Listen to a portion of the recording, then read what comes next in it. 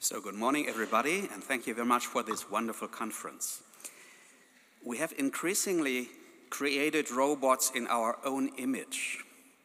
Because they are designed that way, they partially mimic our behavior and our cognitive processes. One can call that algorithmic mimicry, as we have heard yesterday night.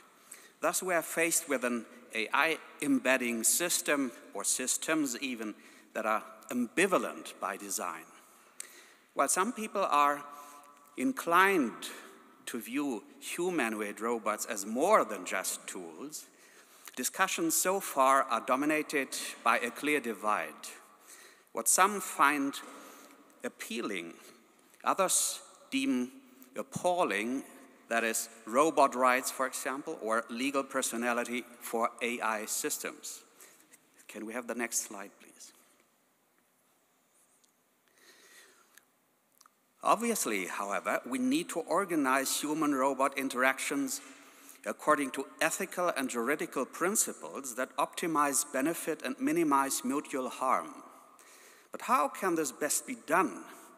And how far should or may the analogy between humans and robots go, viewed from a normative point of view? We would like to discuss some possible lines of argumentation in this regard in our interdisciplinary breakout session. Interdisciplinary means here cooperatively both informatic and philosophy-based. The informatic parts is represented by my esteemed colleague, Professor Astrid Weiss from the Technical University here from Vienna. And I myself am a philosophy professor at the University of Würzburg in Germany. And I'm also a member of the AI Standards Committee of the German Institute for Standardization in Berlin. So, I think this is going to be very interesting. It is serious stuff, but discussing about it can be fun. Please join us at the Johannes Saal. If you're interested, you are more than welcome. Thank you very much.